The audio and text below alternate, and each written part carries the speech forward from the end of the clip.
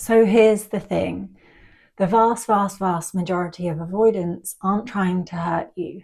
They're trying to protect themselves. In fact, while it might not seem like it, they often really don't want to hurt other people. And the way that avoidants protect themselves is through defense mechanisms.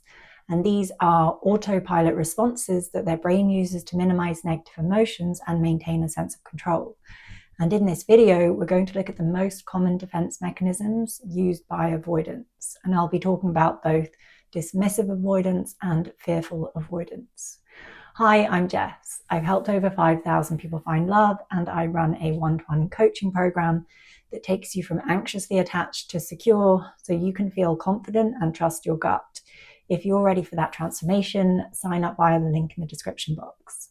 So if you've ever been left confused by an avoidance behavior, this video will finally help you make sense of it. So let's look at each defense mechanism one by one.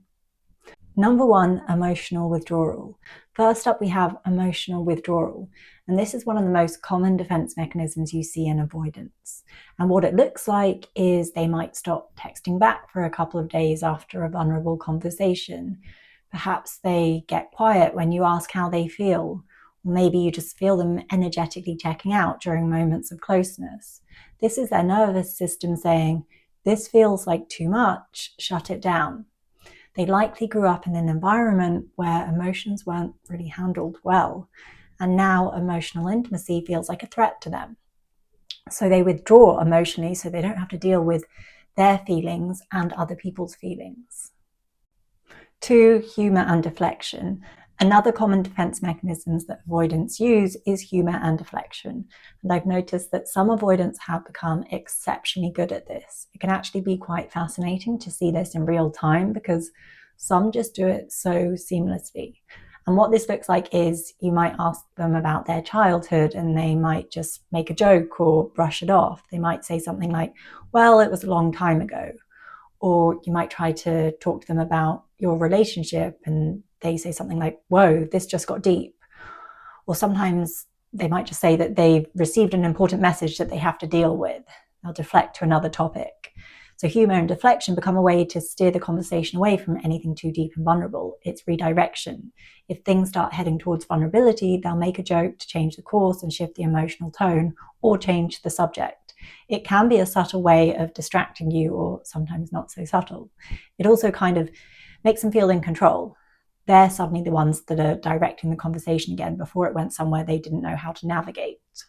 And a quick heads up, if you're anxiously attached, this next part is for you. If you constantly overthink, spiral, and second guess yourself, I've got something that can help. It's called the Self-Trust Blueprint. It's my 3-step framework to go from anxious to secure in life and love without years of therapy or guesswork. And I'm giving it away for free for a limited time. And honestly, I'm super passionate about it because I've seen it change so many lives. It's the exact framework I used myself to become securely attached, and my life is so much better for it. I've helped over 5,000 people find love.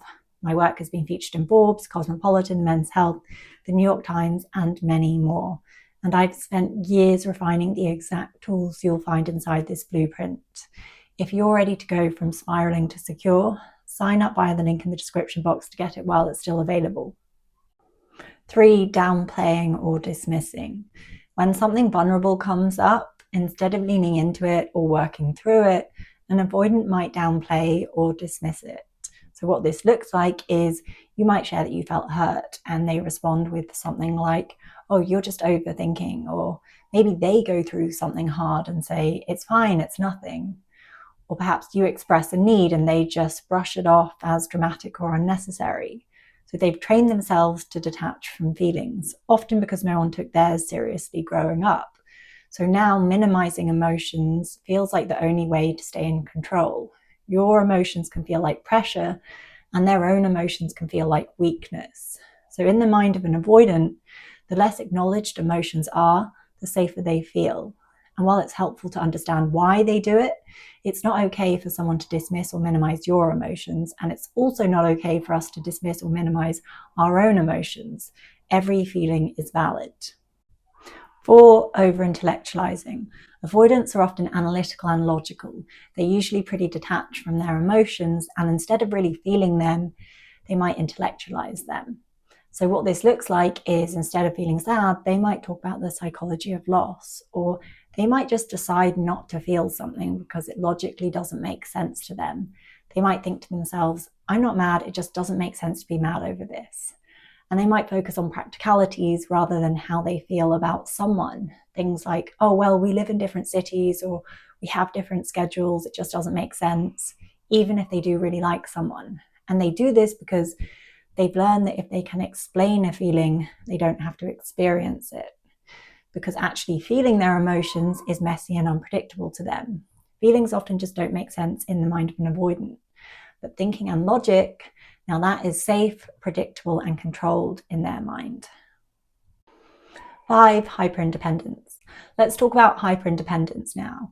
And this is probably the most misunderstood avoidant defense mechanism out there. And what it looks like is they insist on solving everything on their own, or they really struggle to ask for help, or the idea of relying on someone is completely alien to them.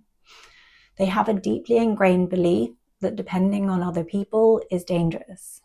If they never need anyone, they never get hurt in their minds. So independence becomes a kind of shield. It's not a personality trait, but a survival response. But of course, you can't build real intimacy with someone who is constantly reinforcing the message, I don't need you. Relationships are about shared emotions and shared experiences. So this is often a real challenge in relationships for avoidants and their partners.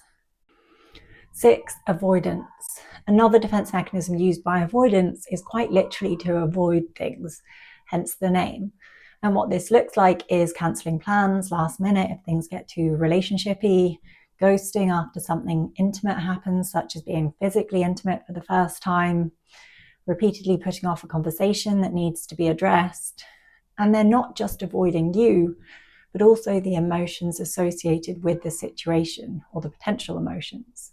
Conflict, closeness, commitment, all these things hit that fear center in their brain. Their system is going, too risky, abort. And instead of confronting it, they escape, because to work through it or face it would require vulnerability. And this is also an attempt to maintain control. So there we have it, the 6 key avoidant defense mechanisms. And at their core, they're old survival strategies that served them once, but the same defense mechanisms now keep them stuck in cycles of distance and disconnection. And if you're ready to heal your attachment style and feel secure from the inside out, I can guide you through that process in my one-to-one coaching program. You can get the details via the link in the description box. Thanks for watching.